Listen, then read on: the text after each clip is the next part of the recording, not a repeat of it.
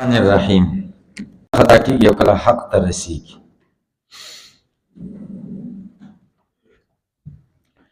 مجتهد څوک دی؟ فی العقلیات و الشرعیات، چې مستدلی دلیل نیسی په عقلیات او شرعیاتو کې. او شرعیات بیا په دوه قسمه دي، اصلیه او فرعیه. نو دغه مجتهد چې استنباط د قرآن او سنت نه کوي،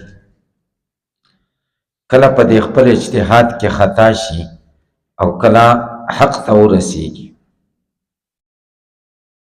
او چې خطا شي یو ثواب دی ورته، او چې حق ته ورسیږي نو دوه اجر دي. دا حدیث دی داسې.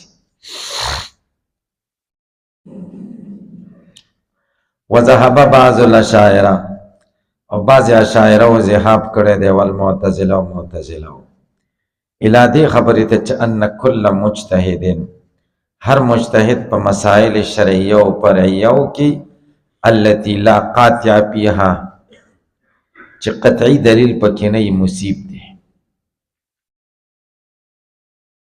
او دا اختلاف مبنی دی علی اختلاف په اختلاف د دې په دې کې چې ان لله تعالی، الله تعالی لپاره په هر حادثه کې حکم معین دی. ام حکم هو که حکم د خدای په مسائل اجتهادیو کې ما هغه د ادى الیه رای المجتهد، چې د مجتهد لار ورته رسیدلی ده.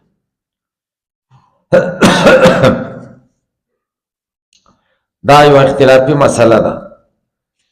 هغه دا ده چې یو واقعه پیښه شي، یو مسله راشي، هغې کې حکم یو خو داسې مسلې چې زنا مه کوئ، دې کې خو څه خبره د مجتهد کار نشته.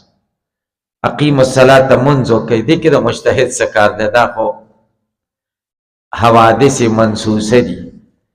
دویم حوادث غیر منسوسه، لکه چرس حرام دی، آیس حرام دی. دا خو یو حادثه منسوسه نه ده. یو سړي چرس وسکل، شراب چې وسکل، خو د شراب او حد به پې جاري کېږي. او چې آیس یې وسکه او نشه شه، اوس به په ده څه جاري کېږي؟ دا یو حادثه ده که نه ده؟ قرآن کې خو نشته، ځکه هغه وخت کې خو آیس نه و، حدیث کې نشته. صحیح شوه. نو اوس په دې کې مختلف مجتهدین مثلني، یو مجتهد پکې یوه رایه حد پې جاری شي علت دا دی، بل وی حد پې جاری شي علت دا دی، بل وی حد پې جاری شي علت دا دی، بل وی حد پې نه جاری کېږي ځکه علت پکې نشته. نو چې یوه حادثه وشي، دې کې حکم د خدای یو دی، او که نه حکم هغه دی چې کومې ته د مجتهد رسیدګي وشي. بعضې وایي چې حکم یو دی، او بعضې وایي حکم د خدای هغه دی چې کوم ته د مجتهد رسیدګي وشي. نو زه تاسو ته یو ساده مثال ویم چې تاسې پرې پوه شئ. اوس څلور مذهبونه دي، په یوه مسله کې اختلاف وي. یو مذهب وایي دا روا ده، بل وایي ناروا ده، بل وایي روا ده، بل وایي ناروا ده. صحیح شوه. اوس د خدای حکم په دې څلورو خبرو کې، د مجتهدینو په دې څلورو خبرو کې چې موږ په یوې عمل وکړو، نو د خدای حکم پکې کم یو دی، حق پکې کم یو دی. حق یو دی که د هر مجتهد خبره حق ده. نو بعضې اشاعره او متکلمین وایي چې د هر مجتهد خبره حق ده، او د هر مجتهد په خبره چې تا عمل وکړو، نو تا د خدای په حکم عمل کړی. ځکه دا د مجتهد خبره نه ده، دا د خدای حکم دی. او قرآن کې او حدیث کې پټو مجتهد راښکاره کړه. تاسې پرې پوه شئ. او بعضې اشاعره او متکلمین وایي چې نه، حق دایر دی په مابین دغه کې مذاهبو کې، حق دایر دی. یوه خبره پکې حق ده او نور حق نه دي. کومه یوه حق ده؟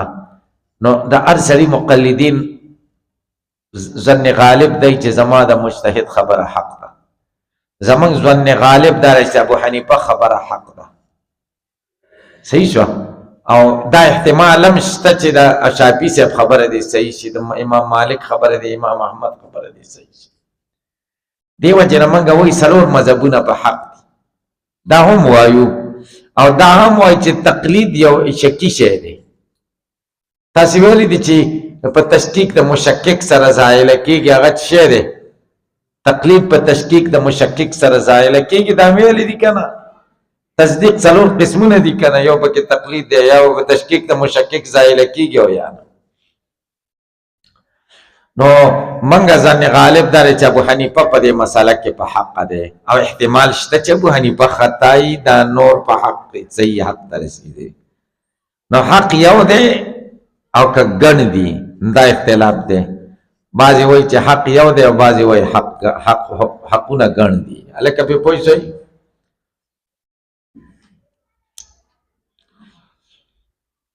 ګوره دا بنا دی په دې اختلاف چې الله تعالی دپاره په هره حادثه کې یو حکم معین دی، او که حکم په مسائل اجتهادیو کې هغه دی چې هغې ته رسیدي رایه د مجتهد. والتحقیق هذا المقام، تحقیق د دې مقام دا دی چې مسله اجتهادیه اما الله یکون من الله بیا حکم معین، یا به الله تعالی ته په دې کې حکم معین نه من قبل اجتهاد المجتهد، مخکې د اجتهاد د مجتهد نه. او یکونو وحینئذ اما لا یکون من الله علی دلیل، یا بد الله نه بدی دلیل نه یکون، یا وی دا دلیل به یا قطعی او یا بزنی. فذهب الى كل احتمال جماعت، هر احتمال ته جماعت ذهاب کړي. مختار خبردار چې حکم معین دی او په دې دلیل زنی دی. ان وجده المجتهد، که مجتهد پیدا که اصابه ورسید حق ته، وان فقده که مجتهد رک اخطا خطا شي. مجتهد خو غیر مکلف دی به اصابتي په حق رسیدل، لغموزي ځکه حق رسیدل خو پټ دي وخفای په پټوالي د هغې نه. فلذلک کان المختی معذورا، مختی معذور دی. مختی چې کوم خطا شي، مختی معذور څه بل ماجوره، بلکې ماجور دی، یو اجر به هم ورکول کېږي. فلا خلاف علی هذا المذهب، اختلاف نشته په دې مذهب کې چې مختی لیس بیاسم ګناهګار نه دی. او اختلاف په دې کې دی چې مختی ابتداء دی او که انتهاء دی. په نظر سره دلیل او حکم جميعا دواړو ته. وإلیه ذهب بعض المشایخ، او دا مختار د شیخ ابو منصور دی. یا انتهاء دی فقط په نظر سره حکم ته حیث اخطا فی، وإن اصاب په دلیل، دلیل خو صحیح ویلی دی خو حکم کې خطا شوی. حیث اقامه علی وجه، دلیل په داسې طریقې سره ویلی چې مستجمع دی د ټولو شرایطو او د ارکانو. واتا بما کلف به من الاعتبارات، او راتګ یې کړی په هغه چې څه دی مکلف دی په هغې د اعتبارات. ولیس علیه فی الاجتهادیات، او نشته په ده باندې په اجتهادیاتو کې اقامت د حجت قطعیه التي مدلول حق، چې مدلول حق دی البته. والدلیل دلیل علی په دې خبره چې مجتهد کله خطا کېږي بوجوه، ډېرو وجوه سره چې مجتهد خطا کېږي. مجتهد داسې نه دی چې الاول قوله تعالی ففهمناها سلیمان، موږ په دې فیصله سلیمان علیه السلام پوه کړ. هلکه پرې پوه شي که پرې پوه نه شي. دا داسې چلو شو ففهمناها سلیمان، دا داسې چلو. داود علیه السلام بادشاه، سلیمان علیه السلام 12 کلو هلک دی، ډېر زامن یې و خو دی پکې باصلاحیت و، پیغمبر و. نو د یو سړي غنمې وې ګډې وې او د بل سړي فصل ته ورننوتې وې، او بس هغه فصل یې خراب کړی و که نه، ډېر تاوان یې ورسولی. د پټي والا میږې ګډې نیولې دي او دغه داود علیه السلام ته راغی. داود علیه السلام داسې چل وکړو، فیصله یې ورته وکړه، د دې فصل قیمت حساب کړه او د دې ګډو قیمت هم. فصل تم ډېر تاوان رسېدلی و، نو ګډو والا ته ویلې دومره تاوان دې کړی دا ګډې ورکړه، او بس فصل مطلب دې خراب کړی که نه، بس ګډو نه دې اخلاص کوه. د څادر وڅانډه ولاړه روان شو. چې دواړه بار راووته، سلیمان علیه السلام ته تپوس وکړو وایي څنګه فیصله وشو؟ وایي داسې. نو سلیمان علیه السلام تاسې راځئ داسې فیصله نه ده، بله فیصله کوو. وایي څنګه؟ وایي دا ګډې به تا سره حبسي تر هغې پورې چې ته به د دې پیم خرڅې، او مطلب دا چې د دې دغه وړی به هم خرڅې. تر کمې؟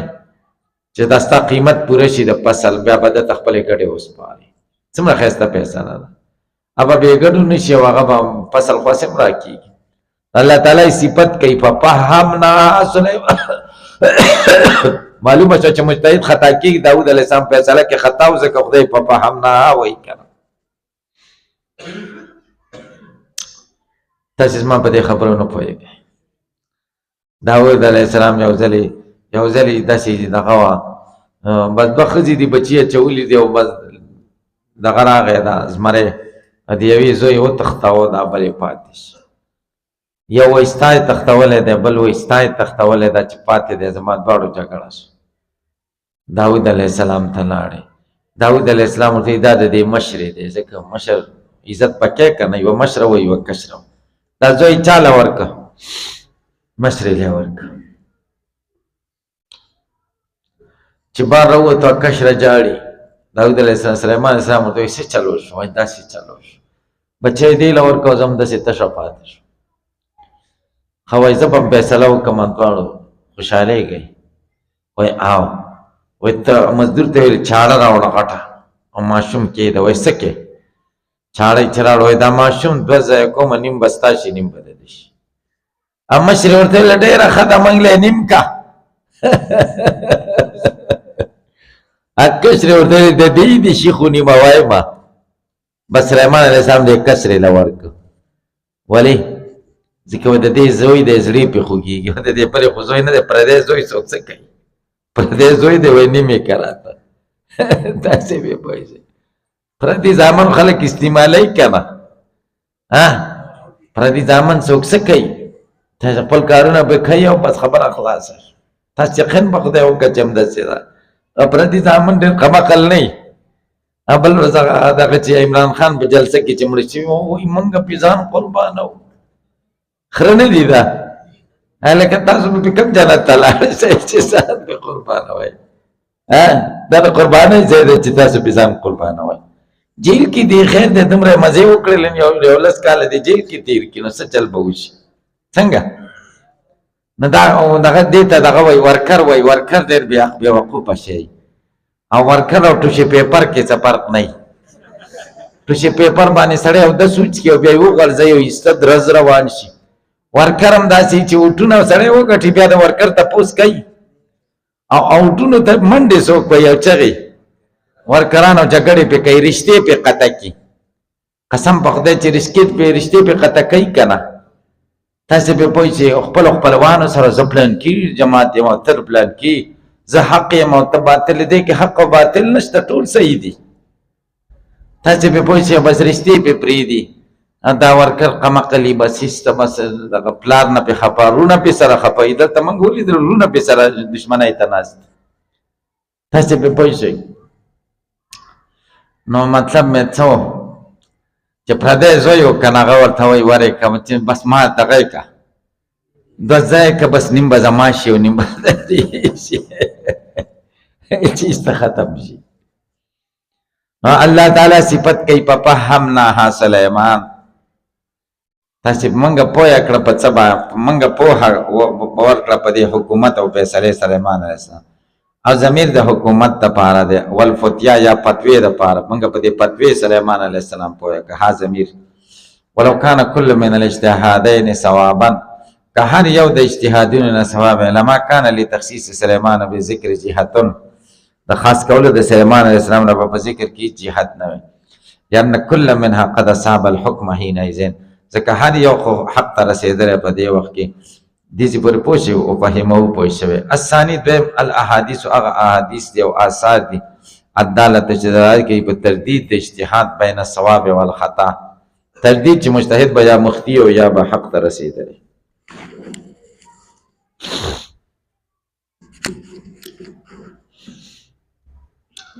بحيث صارت متواترة المعنى، معنى په لحاظ متواتر. قال اسلام ان سبت فلك 10 حسنات، که حق ته ورسېدی لس نیکۍ دي دی، او که خطا شي نو ستا لپاره یو.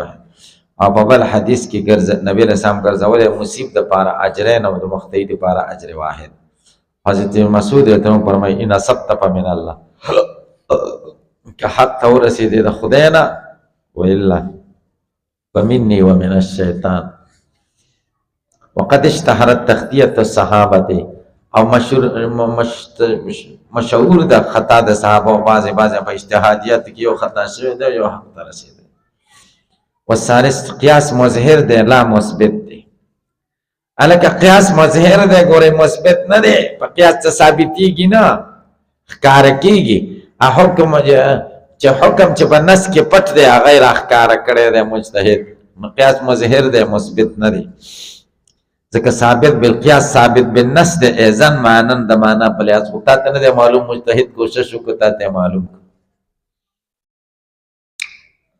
وقد اجمعوا او د ملایانو اجماع کړی ده په دې باندې چې حق فيما ثبت بالنس واحد دی لا غیره، حق چې دی یو دی ګڼ نشته. او رابع څلورمه دا چې تفریقه نشته په عمومات چې کومې واردې دي په شریعت د نبي صلی الله علیه وسلم په مابین د اشخاصو کې. که هر مجتهد مسلم شي لازم بشي اکتساب د فعل واحد په متنافیینو چې حذر او اباحت دی او صحت او فساد دی یا وجوب او عدم وجوب دی. کار یو به وایي دا واجب دی او بل به وایي نه دی واجب، یو به وایي روا دی بل به وایي د یو فعل به متصف شي هم په روا او هم په ناروا، نو موږ وایو چې یو حق دی او دا بل چې کوم دی خطا دی، ثواب شته. و تمام تحقیق هذه الادله او تمام د تحقیق د دې ادله او جواب د تمسکات د مخالفین یطلب من کتابنا دی ولر زمون کتاب کې چې تلویه د په شرح د تنقیح هغه کې ویلې دی ویلم دی پکې لکه ها اوس به وایي پکې تاسو په دې خبرو پوهیږئ که نه پوهیږئ. ورسول البشر افضل بلا مسله ده، رسولان د بشر افضل دي د رسولانو د ملائکونه، یعنی پیغمبران د خواص ملائکونه غوره دي او رسول د ملائکو خواص ملائکو غوره دي د عام بشر نه، عام بشر غوره دي د عام ملائکونه. ځکه سره د دغه نه ثوابونه کوي کنه د نفس نه، ملائکو څخه نفس نشته نو خود به خسړی توپ کوي. اما تبذیل رسل الملائکه د ملائکه دا څه چلو شو دومې واړولې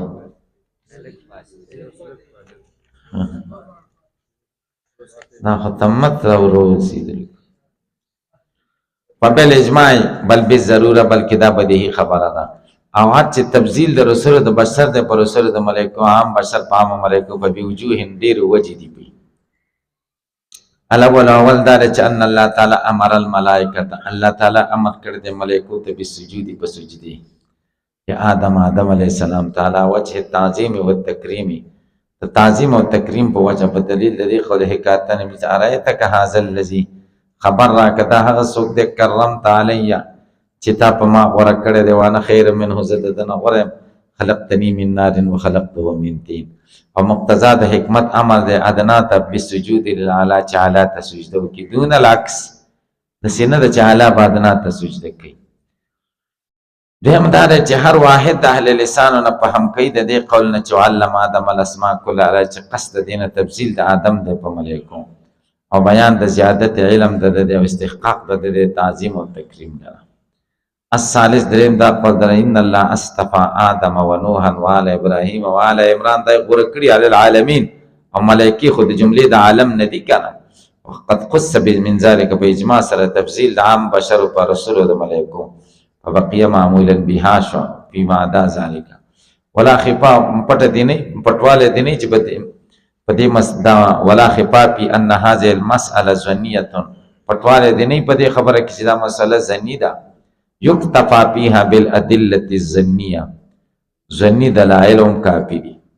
الرابع څلورم دا چې انسان کله کله د فضایل او کمالات علمیه حاصل کی او عملیه سره د وجود د عوائق او موانع او چې شهوت او غضب او سنوح الحاجات او ښکار کېدل د حاجات ضروریو دي چې سره مشغولې د اکتساب د کمالاتونه او شک نشته چې عبادت او کسب د کمال سره د شواغلونه او والصوارف او سره د مخاړونکو اسبابونه اشق سخت ده وادخل په الاخلاص ډیر داخل په اخلاص کې نه په یکونو افضل دا ورشو بس.